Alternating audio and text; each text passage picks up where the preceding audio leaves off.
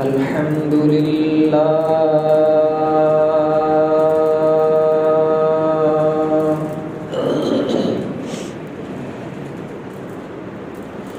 الحمد لله نحمده ونستعينه ونستغفره ونؤمن به ونتوكل عليه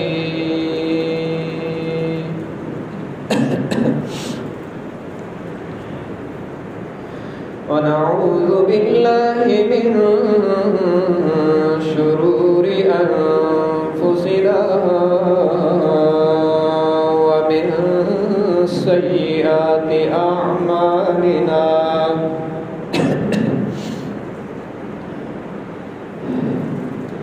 من يهده الله فلا مضل له ومن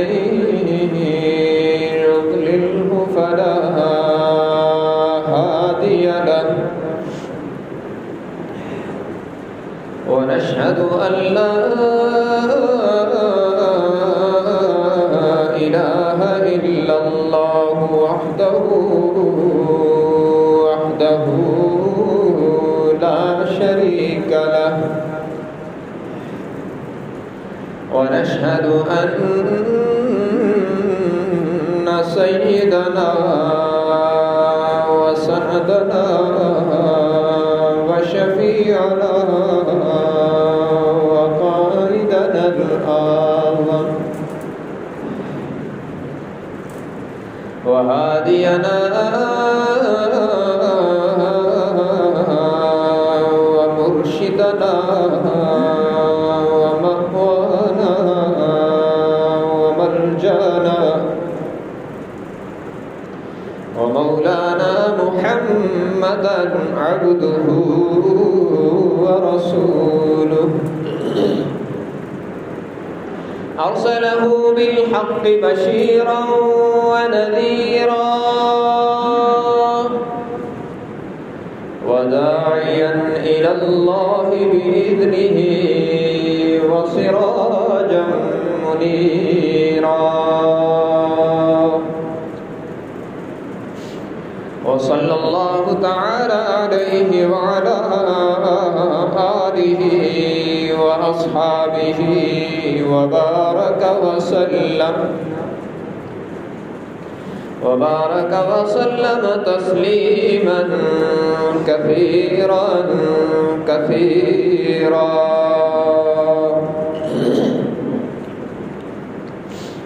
أما بعد فأعوذ بالله من الشيطان الرجيم بسم الله الرحمن الرحيم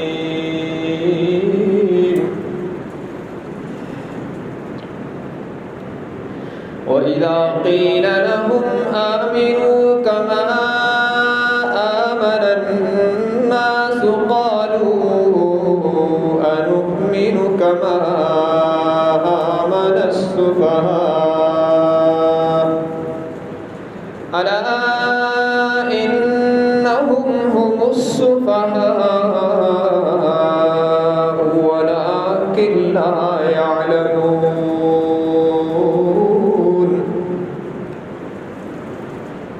وقال الله تبارك وتعالى في كلام المقدس على مقام آخر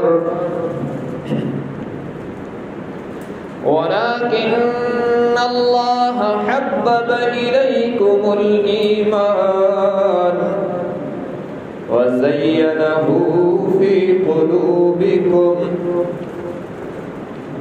وكره إليكم الكفر والفسوق والعصيان أولئك هم الراشدون فضلا من الله ونعمة والله عليم حكيم وقال الله تبارك وتعالى في كلام المقدس على مقام آخر أولئك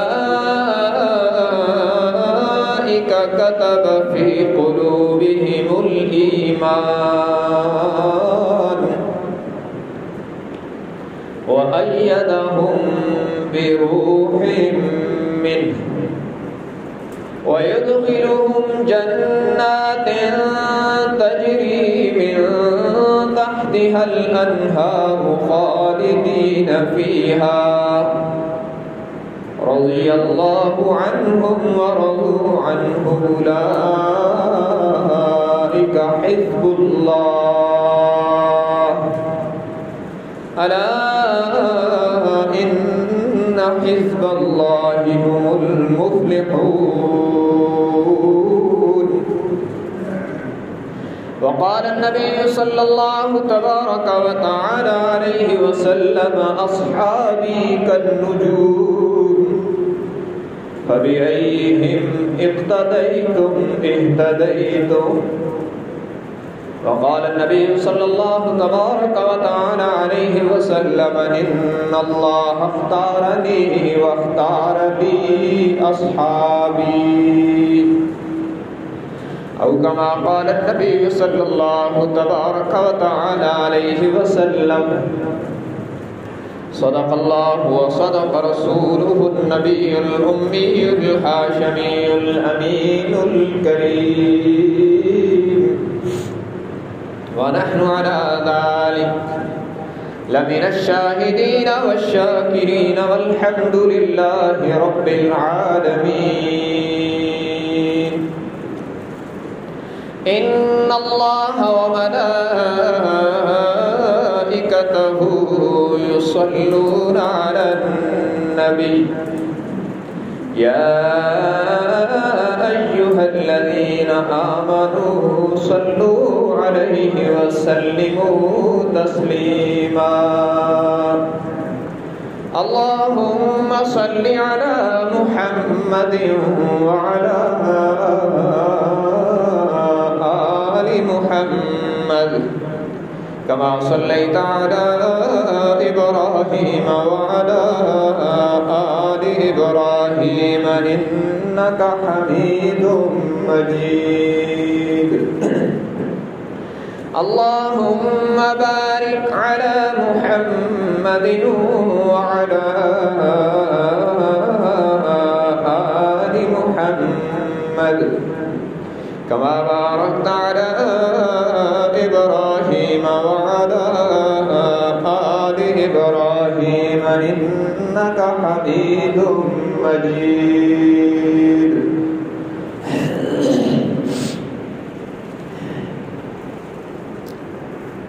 حاضرین کرام قدر،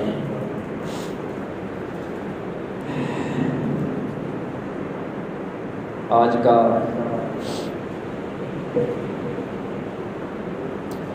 خطبہ جمعۃ المبارک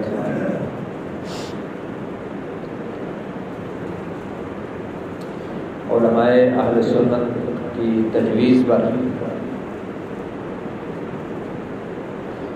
حضرات صحابہ کرام رضوان اللہ علیہم اجمعین کی عظمت و منقبت کو بیان کرنے کے لیے مخصوص کیا گیا ہے.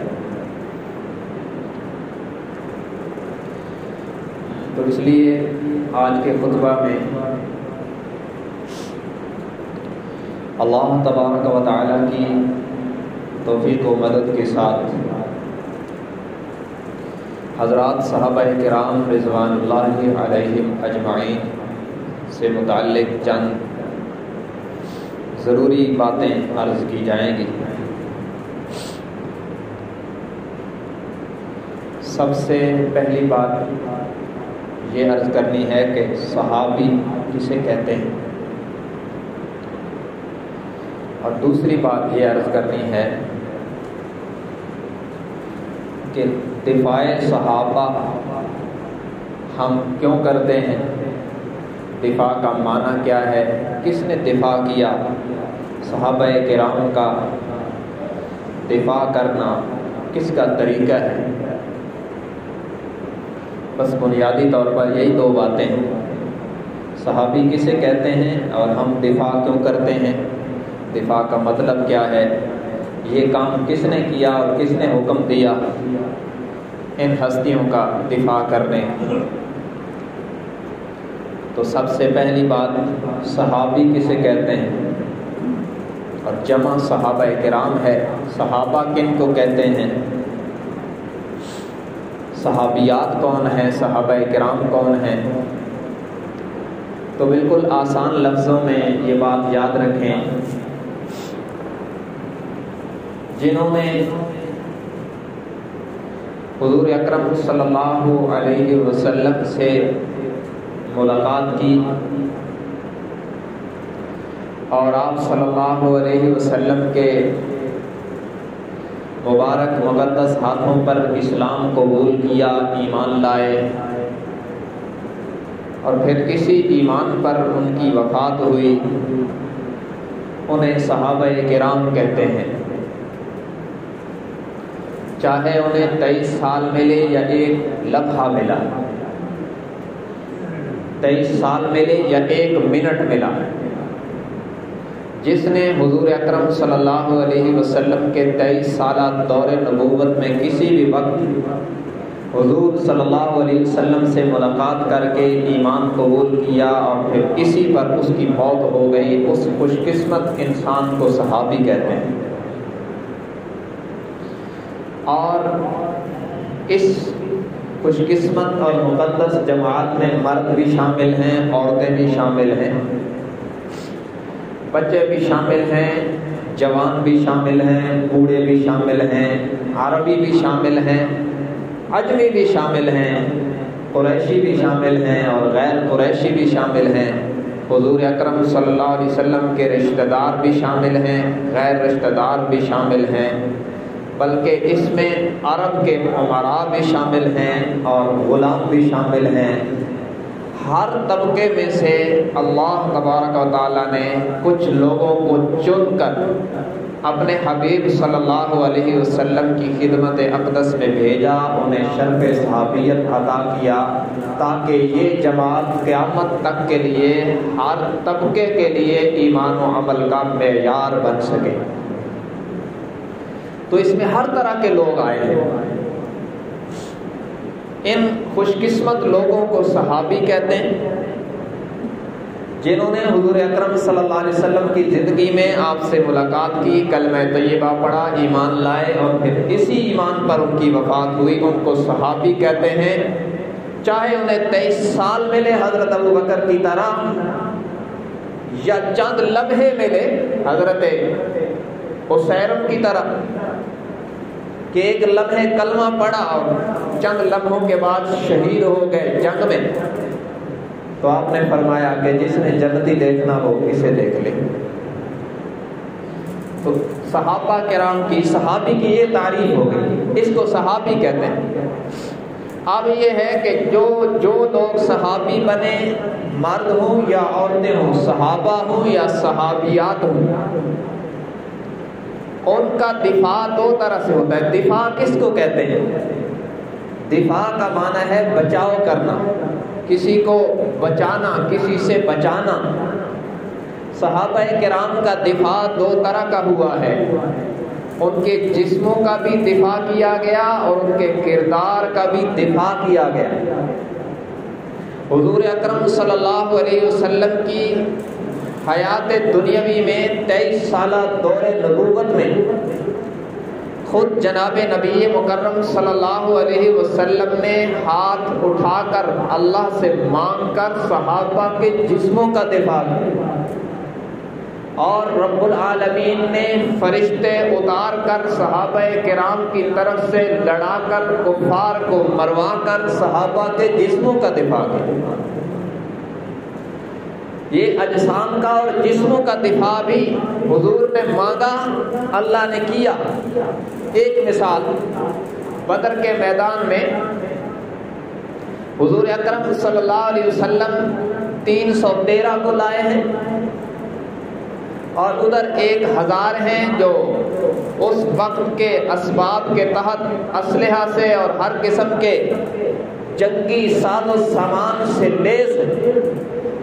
اور ادھر وہ ہیں جن کے پاس چند تلواریں ہیں اور چند گھوڑے ہیں، ادھر وہ ہیں جو ایسے بھی ہیں جن کے پاؤں میں جوتا کوئی نہیں، اس جماعت میں ایسے بھی ہیں جن کے بدن پہ پورے کپڑے نہیں اور کسی کے ہاتھ میں تلوار نہیں بلکہ چھڑی ہے، نہتھے، غریب، کمزور اور تعداد میں بھی تیسرا حصہ ہے ان کا، لیکن حضور اکرم صلی اللہ علیہ وسلم کے اشارے پر انہوں نے اپنا سب کچھ لا کے میدان میں نچھاور کر دیا، تو پھر اللہ کے نبی نے یوں ہاتھ اٹھائے یوں، اور جو مناجات بڑھتی گئی تو حضور کے ہاتھ بلند ہوتے گئے، بلند ہوتے گئے، بلند ہوتے گئے، یہاں تک کہ آپ کے کندھوں سے چادر نیچے چلی گئی۔ اتنے طویل مناجات کی کہ حضرت ابوبکر نے کہا حسبک یا رسول اللہ، اللہ کے رسول اب بس کرے، اب فتح یقینی ہو گئی۔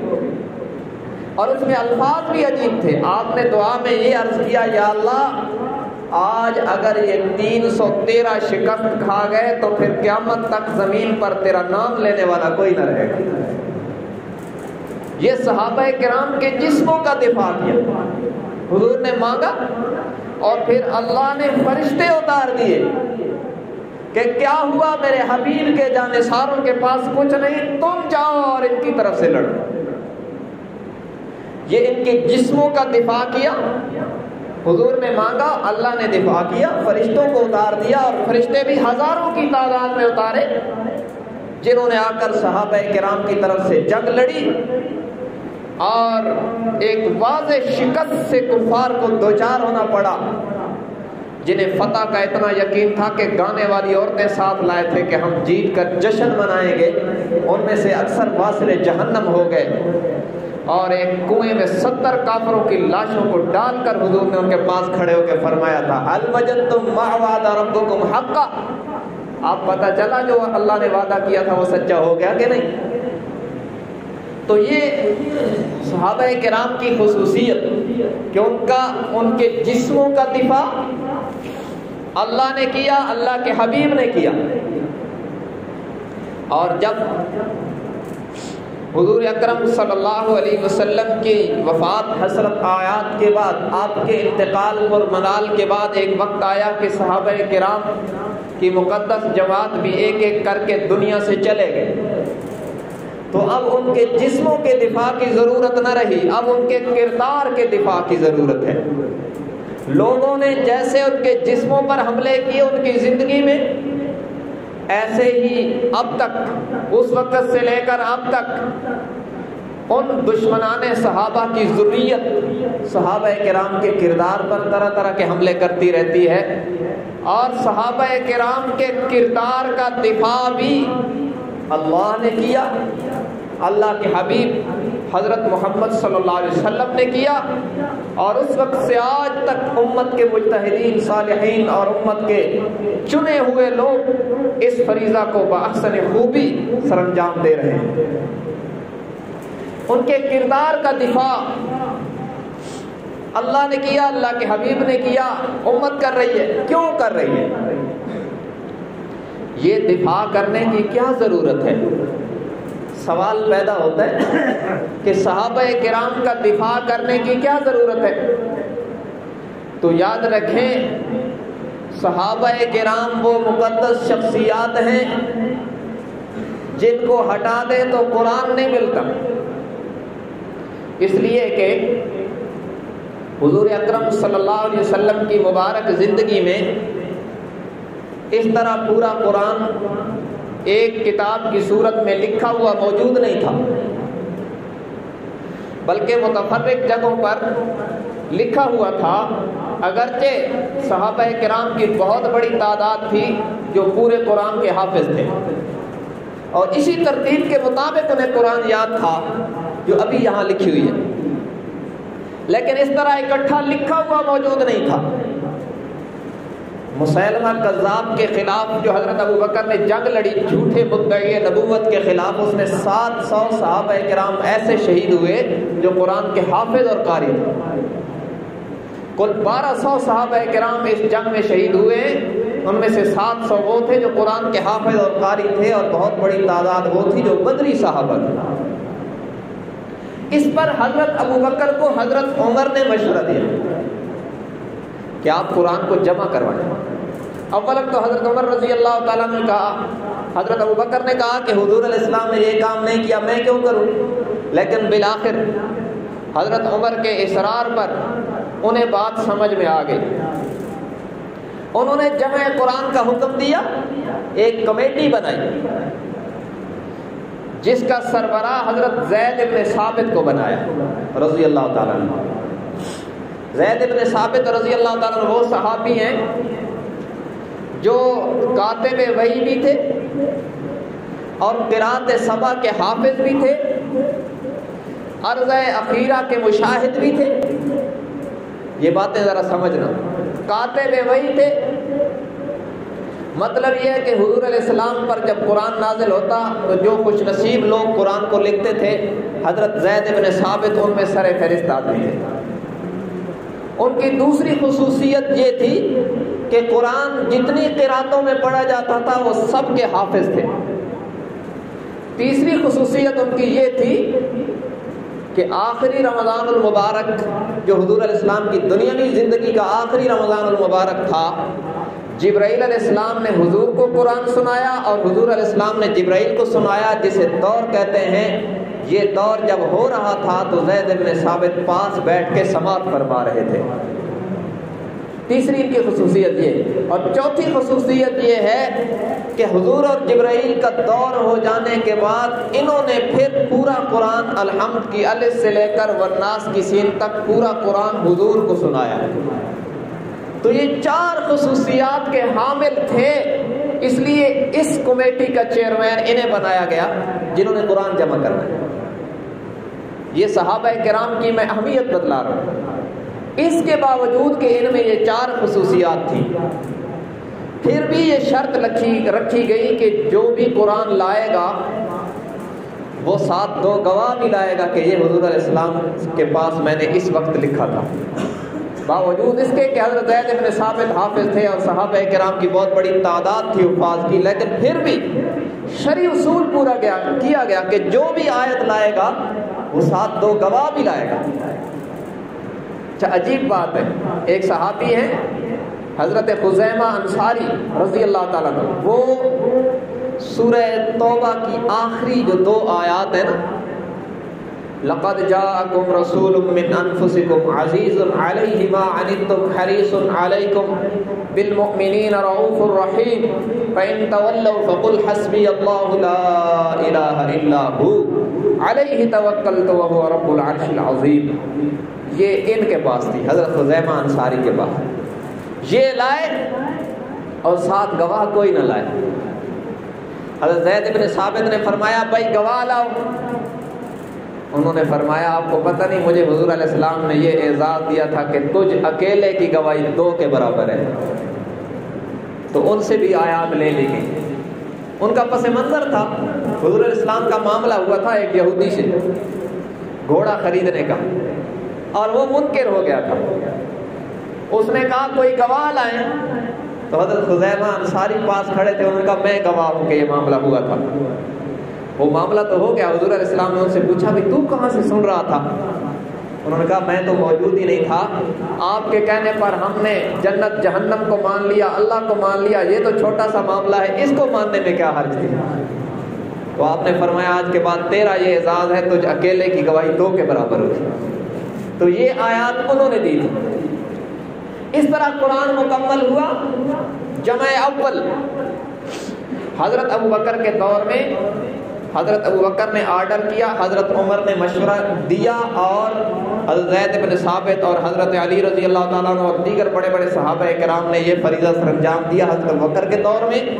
اور پھر حضرت عثمان کے دور میں پھر اسی نسخے کو لے کر اس کے مطابق مختلف مصاحف لکھ کر بڑے بڑے اسلامی شہروں میں نشر کیے گئے، اور امت کو حکم دیا گیا کہ ہر کوئی اس کے مطابق قرآن پڑھے۔ تو 3 خلفاء کا اہم کردار ہوا اس میں، حضرت ابو بکر، لکھوانے والے، حضرت عمر مشورہ دینے والے، اور حضرت عثمان نشر کرنے والے، اور دیگر صحابہ کرام اس میں معاونت کرنے والے۔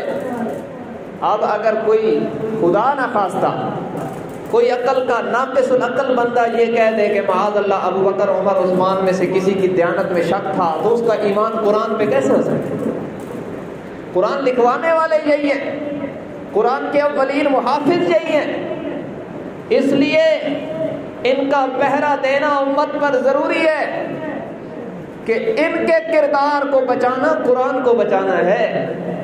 اگر ان کے کردار پہ شک ہو جائے گا تو امت کو قرآن پر ایمان کہاں سے ملے گا؟ اس لیے ہم ایمان سمجھ کر ان کا پہرا دیتے۔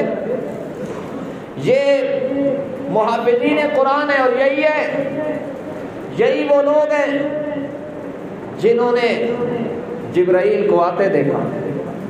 انسانی شکل میں جبرائیل علیہ السلام کئی بار آئے، میں نے آپ نے تو نہیں دیکھا۔ یہ ابو بکر عمر عثمان و علی اور دیگر صحابہ کرام بھی تھے جنہوں نے اس کا مشاہدہ کیا۔ یہی وہ لوگ ہیں جنہوں نے براہ راست اللہ کے نبی سے قرآن پڑھا۔ حضور کے اولین پہلے اور آخری شاگرد یہی ہیں، اور یہ حضور علیہ السلام کی شاگردی کے لیے سلیکٹ اپنی مرضی سے نہیں ہوئے۔ درسگاہ مصطفیٰ میں ان کو داخلہ عرش سے خود خدا نے دلوایا ہے۔ یہ کوئی معمولی لوگ ہیں کہ جو آیا بس حضور کے حلقے میں آ گیا؟ نہیں، اللہ نے پوری کائنات میں سے، پوری انسانیت میں سے چن کر ایک کو اپنے نبی کا ساتھی بنایا۔ بلکہ یوں کہوں گا ساری کائنات میں سب سے زیادہ جس شخص کے دل میں اللہ کو وفا نظر آئی اسے اٹھا کر ابو بکر صدیق بنایا۔ سب سے زیادہ جس کے کردار و عمل میں انصاف نظر آیا اسے خطاب کا بیٹا عمر بنایا۔ سب سے زیادہ جس کے کردار میں سخاوت و حیا نظر آیا اسے عثمان بنایا۔ سب سے زیادہ جہاں شجاعت، دلیری اور علم تھا اسے علی المرتضیٰ کا خطاب دیا۔ سب سے زیادہ جہاں جنگی بصیرت تھی انہیں خالد ابن ولید بنایا۔ سب سے زیادہ جہاں فقاہت اور دین کی سمجھ تھی انہیں عبداللہ ابن مسعود بنایا۔ سب سے زیادہ جسے قرآن کی سمجھ تھی اسے عبداللہ ابن عباس بنایا۔ سب سے زیادہ جس کو محبوب پر مٹنے کا جذبہ تھا اسے بلال بنایا۔ یہ ویسے تھوڑا ہی آ گئے کہ جو آیا داخل ہو گیا، یہ خدا کا انتخاب ہے۔ اور تیرے میرے انتخاب تو غلط ہوتے رہتے ہیں، کیونکہ ہم تو ظاہر کو جانتے ہیں۔ ہمیں کہتے ہیں جی بادشاہ ہم آئیں گے تو پاکستان کو پیرس بنا دیں گے، اور جب آتے ہیں تو پھر ہم پچھتاتے ہیں کہ اوہو غلطی ہو گئی، اسے نہیں چننا چاہیے تھا۔ کیوں کہ ہم ظاہر جانتے ہیں کہ نعرے تو بڑے اچھے ہیں، باتیں تو بڑی ٹھیک کرتا ہے، دل نہیں جانتے، یہ بھی نہیں جانتے کہ جو اس کے گرد و نواح میں وہ کون ہے، اہل ہیں یا نا اہل ہیں۔ یہ تو ہم چنتے ہیں نا، کیونکہ ہم تو تھوڑا سا جانتے ہیں۔ صحابہ کرام کو میں نے آپ نے نہیں چنا، اس نے چنا ہے جو سب کچھ جانتا ہے اور سارا اختیار بھی اس کے پاس ہے، وہ بدل بھی سکتا ہے اور عالم الغیب بھی ہے۔ بس جس اللہ نے ان کو چنا ہے اسی رب نے یہ آرڈر دیا ہے کہ اب میرے انتخاب پر قیامت کی صبح تک کسی کو تنقید کا حق نہیں ہے۔ اس لیے کہ جو ان پر تنقید کرے گا وہ خدا کے انتخاب پر تنقید کرتا ہے، اور جو خدا کے انتخاب پر تنقید کرتا ہے وہ گمراہی ہوتا ہے، ہدایت پر نہیں ہو سکتا۔ انہیں رب نے چنا ہے، اور پھر درسگاہ مصطفیٰ میں انہوں نے پڑھا ہے۔ یہ مرید ہے محمد الرسول اللہ کے صلی اللہ علیہ وسلم۔ آج کوئی 1400 سال کے بعد کسی سید کا مرید ہوتا ہے تو لوگ اس کا دفاع کرتے ہیں کہ بادشاہ یہ بندہ یہ کام نہیں کر سکتا، یہ شاہ صاحب کی صحبت میں رہتا ہے، ہر وقت ان کی تربیت میں رہتا ہے۔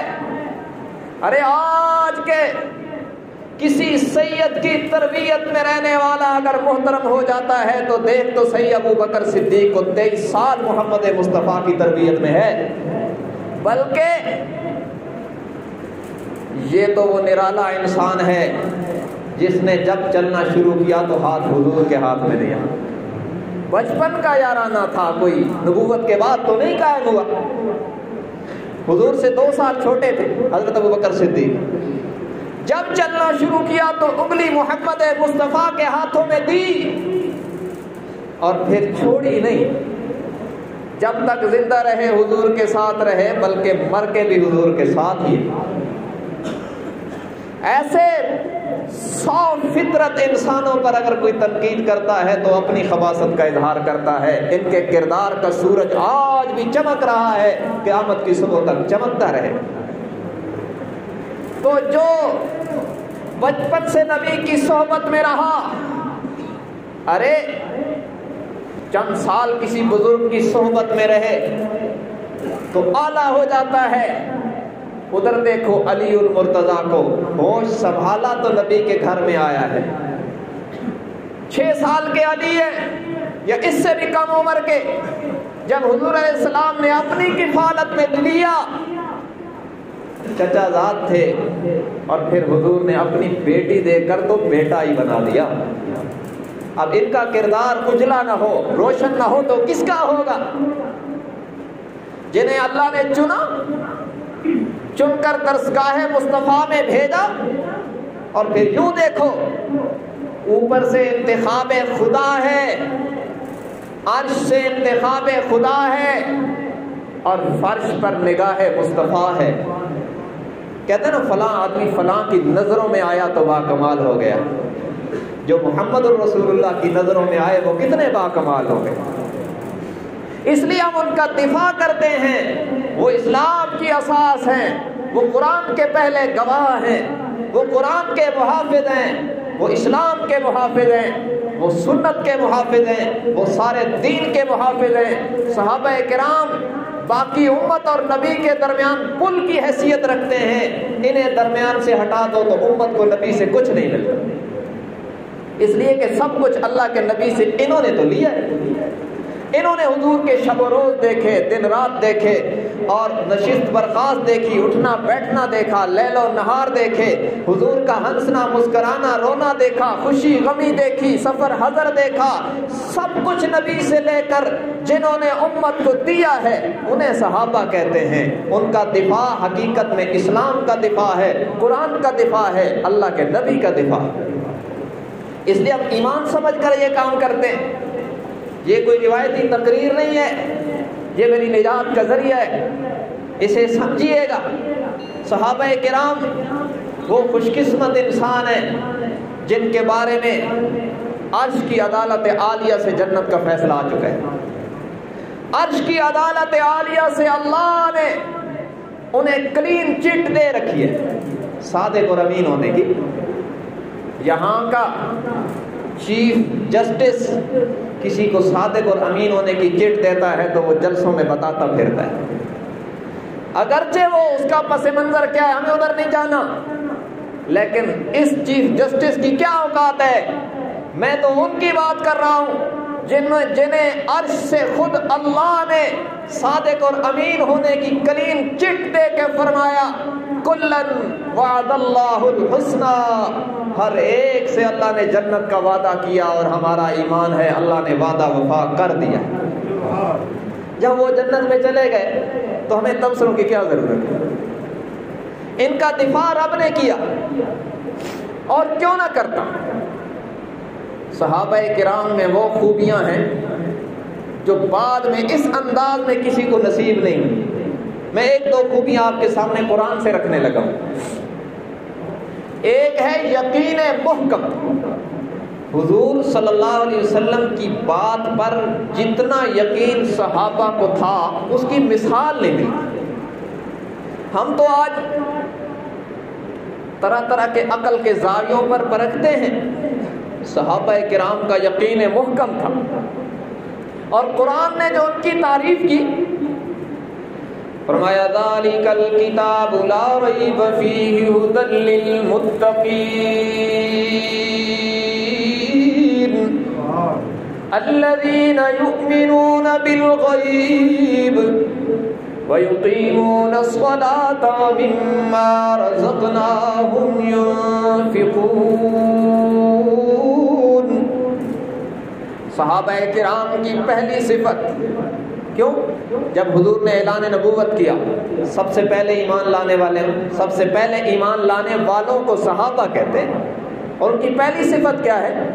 الذین یؤمنون بالغیب، وہ بن دیکھے مانتے ہیں جو حضور کی زبان سے ادا ہو گیا، انہوں نے من و عن تسلیم کیا، عقل مانے یا نہ مانے بس اتنا کافی ہے کہ اللہ کے نبی نے فرما دیا ہے۔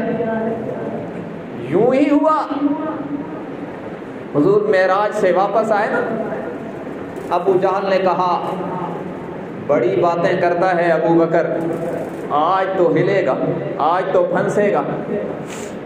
جا کے کہا کوئی شخص یہ دعویٰ کرے کہ میں رات کے تھوڑے سے حصے میں ساتوں آسمانوں کی جنت جہنم کی سیر کر کے، عرش کی سیر کر کے آ گیا ہوں، ممکن ہے؟ ابو بکر کو جو اللہ نے فراست دی تھی، فرمایا پہیلیاں نہ ڈال، بتا کس نے کہا ہے؟ اس نے کہا آپ کے دوست محمد نے کہا ہے۔ حضرت ابو بکر نے فوراً فرمایا میرے نبی نے کہا ہے تو ممکن ہے۔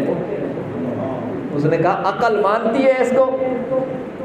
عقل مانتی ہے بھلا یہ بات کہ رات کے تھوڑے سے حصے میں ایک بندہ 7 آسمان، جنت، جہنم، عرش، کرسی سب دیکھ کے آ جائے؟ عقل مانتی ہے؟ حضرت ابوبکر نے کہا رے نادان، جس دن سے کلمہ پڑا ہے عقل کے سارے زاویے محمد مصطفیٰ کے قدموں پہ نثار کر چکے ہیں، اب عقل کی باتیں نہ سنا۔ سیدہ خدیجہ الکبریٰ رضی اللہ تعالیٰ عنہ کا بیٹا فوت ہو بچپن میں، آپ نے فرمایا خدیجہ اللہ نے اس کے لیے جنت میں دودھ پلانے والی کا انتظام کیا ہے، اگر آپ کی تمنا ہو تو میں رب سے عرض کر کے دکھا دوں۔ سیدہ نے فرمایا مجھے دیکھنے سے اتنا یقین نہیں ہوگا جتنا آپ کی زبان پر یقین ہے۔ یہ صحابہ کا یقین محکم تھا، مرد تھے یا عورتیں تھی، اللہ کے نبی کی بات فائنل اتھارٹی ہے، اس کی مثال نہیں ملتی ہے بعد والے لوگوں میں، جو فرما دیا من و عن تسلیم ہے۔ یہ ایک خوبی، اس پر بہت سی آیات ہیں لیکن ایک اور خوبی، پہلی خوبی یہ ہے کہ ان کا یقین محکم تھا اللہ کے نبی کے فرمان پر، بعد والے اس طرح اس کی مثال پیش نہیں کر سکتے۔ ہم اس لیے ان کا دفاع کرتے ہیں کہ انہوں نے اپنی ساری رائے اور ساری عقل کے زاویے حضور کی لبوں کی جنبش پر قربان کی۔ دوسری ان کی صفت یہ تھی کہ اللہ کے رسول پر فدا تھے۔ یوں بھی ہوا کہ ایک صحابی حضور کے ساتھ ہے اور اس کا سگا باپ دشمن کے ساتھ ہے، لیکن انہوں نے باپ کی محبت قربان کر دی حضور کی محبت پر۔ یوں بھی ہوا کہ یہ حضور کے ساتھ ہے اور سگا بیٹا ادھر ہے۔ ایک وقت ایسا بھی آیا کہ جنگ بدر میں حضرت ابو بکر حضور کے ساتھ ہیں اور اس وقت ان کا بیٹا ادھر ہے، اور اس نے جنگ کے بعد کہا ابو بکر صدیق کو کہ ابا جی کئی بار آپ میری تلوار کے سامنے آئے، میں نے باپ سمجھ کے چھوڑ دیا۔ حضرت ابو بکر نے کہا اللہ کی قسم اگر تو میری تلوار کے زد میں آتا تو میں اللہ کے نبی کا دشمن سمجھ کر تجھے تیری گردن کو تن سے جدا کر دیتا۔ یہ ان کا ایمان ہے، محبت میں حضور پر فدا ہے، جنہوں نے اللہ کے نبی پر سب کچھ فدا کر دیا، مجھے ان کا دفاع کیوں نہ کرنا چاہیے؟ عجیب ہے۔ چلو ایک جھلکی اور دیکھیں، مسیلمہ کذاب وہ بدبخت انسان ہے جس بدبخت نے حضور کی زندگی میں نبوت کا جھوٹا دعویٰ کیا اور حضور علیہ السلام کو خط لکھا جس پہ لکھا تھا بقول اس کے نقل کفر کفر نباشد، اس نے لکھا تھا مسیلمۃ الکذاب رسول اللہ الی محمد رسول اللہ، معاذ اللہ۔ اس نے لکھا تھا کہ اللہ کے رسول مسیلمہ کی طرف سے محمد صلی اللہ علیہ وسلم جو اللہ کے رسول ہے ان کی طرف، اور اس میں لکھا تھا معاذ اللہ کہ آپ میرے ساتھ نبوت کی تقسیم کر لیں، حجاز کے آپ نبی رہیں اور میں اپنے علاقے کا میں نبی رہوں، یا پھر مجھے آپ ولی عہد بنا دیں کہ جب تک آپ دنیا میں ہیں آپ نبی ہوں گے، آپ کی وفات کے بعد میں نبی ہوں گا۔ حضور علیہ السلام نے پہلی بار یہ لفظ استعمال کیا، اس کو جواب لکھا من محمد الرسول اللہ الی مسیلمۃ الکذاب، محمد الرسول اللہ کی طرف سے مسیلمہ کذاب کو یہ جواب ہے۔ اور اس میں لکھا کہ میں نبوت تقسیم کرنے نہیں آیا، نبوت کسی کے کہنے سے تقسیم نہیں ہوتی، نبوت رب کے انتخاب سے ملتی ہے، میں اللہ کا رسول ہوں اور تو کذاب ہے، جھوٹا ہے، تیری نبوت کا ہم انکار کرتے ہیں۔ یہ خط لکھا اور صحابہ کرام کو فرمایا کون ہے جو خط لے کے جائے گا، کیونکہ جو یہ خط لے کے جائے گا موت کو دعوت ہے۔ وہ بڑا جنگجو اور بڑا بد فطرت تھا مسیلمہ کذاب، اور اس کا قبیلہ بھی بڑا جنگجو تھا، اور اس پہ لکھا بھی خط پہ یہی تھا کہ مسیلمہ کذاب کو جواب ہے، تو ظاہر ہے موت یقینی تھی۔ ایک شخص ہے حضرت حبیب ابن زید، اس نے کھجوروں کا ٹوکرا سر پہ اٹھایا ہوا تھا اور ایک کھجور کھا رہا تھا، کھجور بیچنے والا تھا اور کھجور منہ میں بھی ڈالی ہوئی تھی، اور یہ 11 بچوں کا باپ تھا۔ جب حضور علیہ السلام نے فرمایا کون لے کے جائے گا، اس نے فوراً کہا میں لے کے جاؤں گا، اتنا جلدی بولا کہ آدھی کھجور جو کھا چکا تھا اور آدھی اس کے منہ میں تھی وہ منہ سے باہر گر گئی۔ صحابہ کرام نے مذاق میں کہا اللہ کے بندے کھجور تو کھا لیتے، اس نے کہا کھجور کھاتا تو یہ سعادت کوئی اور لے جاتا، یہ فدا ہیں حضور پر، میں کیوں نہ ان کا دفاع کروں، ہمارے اوپر فرض ہے ان کا دفاع، جو سب کچھ حضور پر فدا کر گئے۔ ختم نبوت کا پہلا شہید ہے یہ، ذرا سننا ایمان تازہ کر دے گی بات۔ یہ حبیب ابن زید اسی خاتون احد کا بیٹا ہے جس کا شوہر، جس کے بھائی اور جس کے 4 بیٹے میدان احد میں شہید ہوئے تھے، اور اس نے کہا تھا اللہ کے نبی سلامت ہے تو مجھے کوئی پریشانی نہیں۔ یہ بھی اسی کا بیٹا ہے، 11 بچوں کا باپ ہے، غریب آدمی ہے، کھجوریں بیچتا ہے، لیکن سعادت میں اتنا آگے بڑھا، میں لے کے جاؤں گا۔ آپ نے خط دیا، اپنا گھوڑا بھی دیا، اپنا نیزہ بھی دیا کہ لے جاؤ، اور وہ جلدی سے دوڑا، اسے پتا تھا کہ اس میدان میں شہادت یقینی ہے، مگر کیا ایمان ہے ان لوگوں کا، یہ نہیں سوچا میرے 11 بچوں کا کیا بنے گا، کیا ایمان ہے ان لوگوں کا جن کا ایمان نکھارا ہے رسول اللہ نے صلی اللہ علیہ وسلم۔ وَزَيَّنَهُ فِي قُلُوبِكُمْ، ایمان کو خوبصورت بنا کر سجا کر اللہ نے جن کے دلوں میں لگا دیا، فٹ کر دیا، أُولَٰئِكَ كَتَبَ فِي قُلُوبِهِمُ الْإِيمَانَ، جن کے دلوں پر اللہ نے اپنی قدرت کے ہاتھوں سے ایمان اتنا مضبوط لکھا ہے کہ اب بلال و خباب کی چربی سے انگاروں کو بجھایا جا سکتا ہے مگر ایمان مٹایا نہیں جا سکتا۔ یہ عجیب ایمان ہے۔ دوڑ گئے صحابی، مسیلمہ کذاب کے دربار میں پہنچے، اس نے کہا کہ خط کا جواب آ گیا ہے، لگتا ہے کوئی مثبت پیش رفت ہو گئی۔ اس نے اپنے منشی سے کہا پڑھو، اس نے پہلا لفظ پڑھا من محمد الرسول اللہ الی مسیلمۃ الکذاب۔ ہرے دربار میں جب اس نے اپنے لیے کذاب کا لفظ سنا تو اس نے کہا بند کرو یہ خط، اگلی بات اس نے سنی نہیں۔ کہا تو لایا ہے؟ کہا میں ہی تو لایا ہوں۔ اس نے اپنے جلاد کو کہا اس کا ایک بازو کاٹ دے، اس نے ایک بازو کاٹ دیا۔ کہا اب بتا تیرا کیا خیال ہے، یہ جو تیرے نبی نے مجھے کذاب لکھا ہے تیرا کیا خیال ہے؟ انہوں نے کہا میرے نبی نے جو تجھے کذاب لکھا ہے تو اپنی زبان 7 سمندروں سے دھو لے تب بھی تو جھوٹا ہی ہے۔ اس نے کہا اس کا دوسرا ہاتھ بھی کاٹ دو، دوسرا ہاتھ کاٹ دیا گیا۔ پھر پوچھا اب بتا میرے بارے میں کیا خیال ہے؟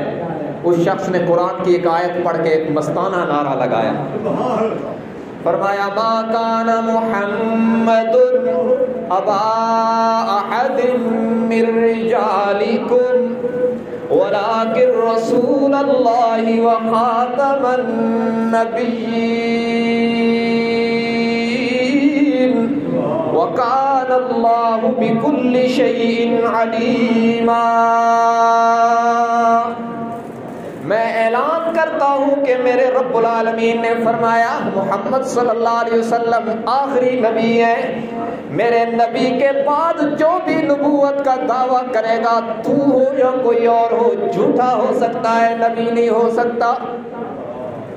اس نے نیز و تلواروں کی بارش کروا کر حبیب ابن زید کو شہید کر دیا، اور ادھر جبرائیل امین عرش سے پرواز کرتے ہوئے آئے اور اللہ کے نبی کو اطلاع دے دی کہ آپ کا پروانہ کام آ گیا ہے، آپ کا دیوانہ شہید کر دیا گیا ہے۔ حضور اکرم صلی اللہ علیہ وسلم نے ان کی ماں کو ام عمارہ کو بلایا کہ آپ کا بیٹا شہید ہو گیا ہے۔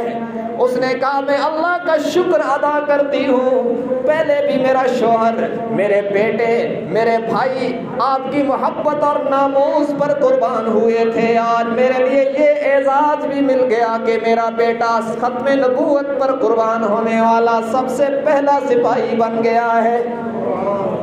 اور پھر وہ دعائیں مانگتی تھی، یا اللہ کوئی موقع لانا اس جھوٹے مدعی نبوت سے میں بھی انتقام لے سکوں۔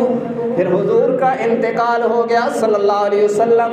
حضرت ابوبکر کے دور میں مسیلمہ کذاب سے جنگ لڑی گئی، جس میں ام عمارہ بھی شریک ہے۔ ایک وقت آیا جب وحشی بن حرب اور دیگر مجاہدین کی ضربوں سے مسیلمہ کذاب واصل جہنم ہوا، تو اس عورت کو بتایا گیا، یہ دوڑتی ہوئی آئی اور اس جھوٹے مدعی نبوت کے سینے پر پاؤں رکھ کے کہا، یا اللہ گواہ رہنا، میں نے اپنی ساری اولاد تیرے نبی کی ناموس پر نچھاور کر دی، اور آج عورت ذات ہونے کے باوجود آپ کے حبیب کے دشمن کے سینے پہ پاؤں رکھ کے کہتی ہوں ختم نبوت زندہ باد۔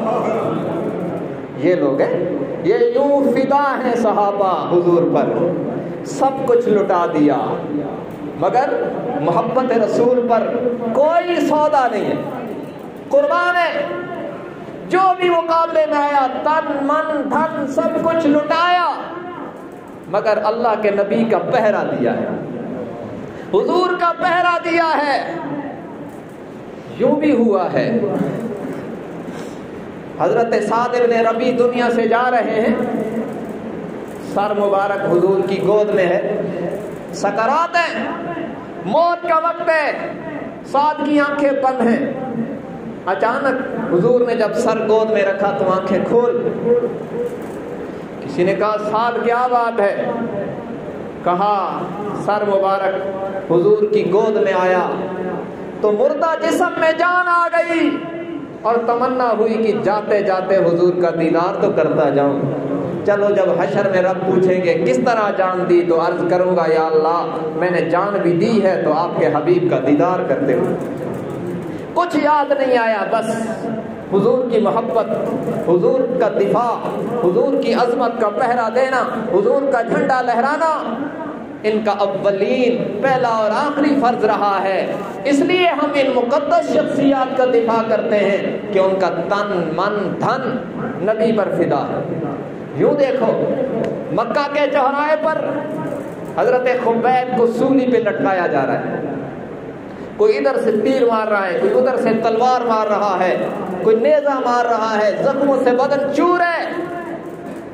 کسی نے کہا اگر تو اپنی جگہ اپنے نبی کو پکڑوا دے تو تجھے رہائی مل سکتی ہے۔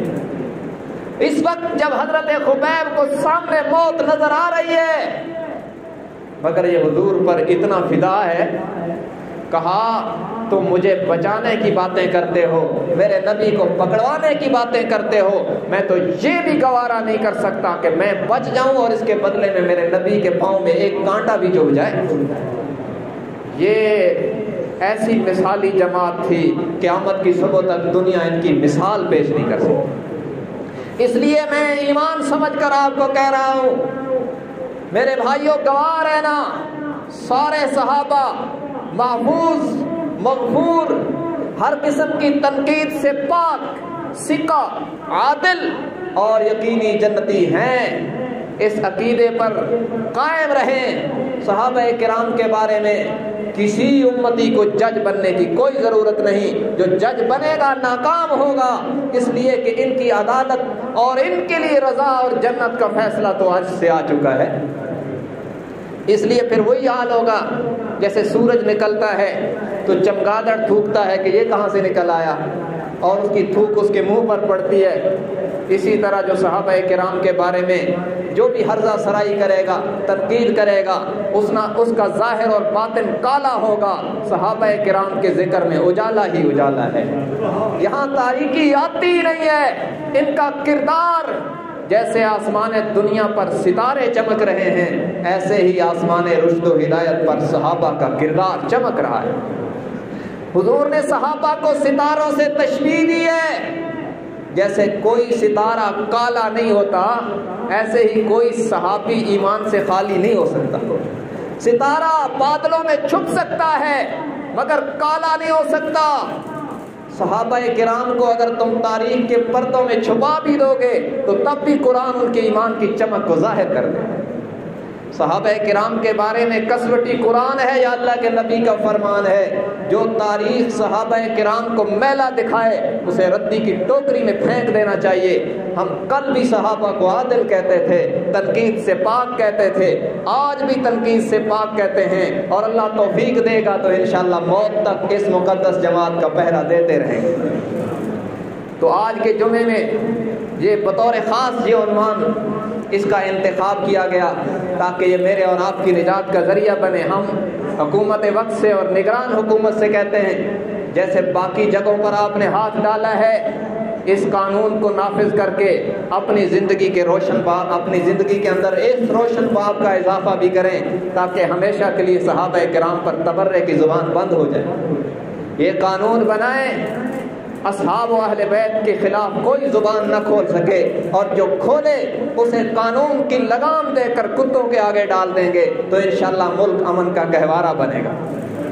इसलिए हज़रात सहाबा किराम और अहले बैत इज़ाम के मुताल्लिक जो बिल इस वक्त ज़ेर बास है, और हमारी इस्लामी जमहूरिया के सदर आरिफ अलवी साहब ने army act, special secret army act पर तो पता नहीं दस्तखत किए या नहीं किए, लेकिन काश कि उसके हाथों में ये जुर्रत आती कि वो सहाबा किराम और अहले बैत के नामूस के बिल पर दस्तखत कर देता तो उसकी निजात के लिए काफ़ी हो जाता।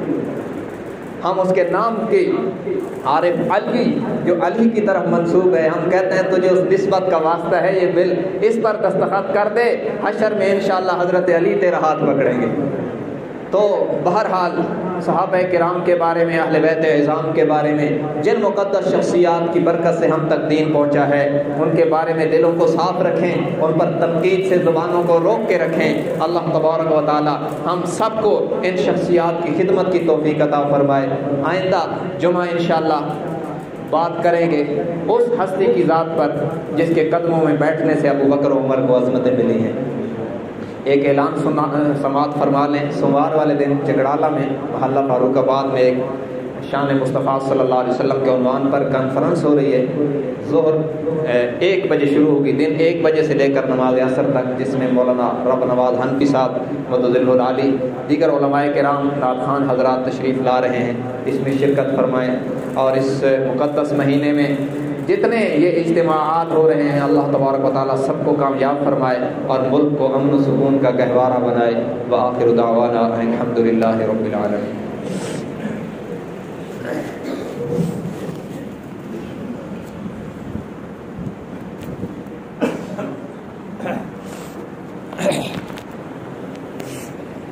Pause recording.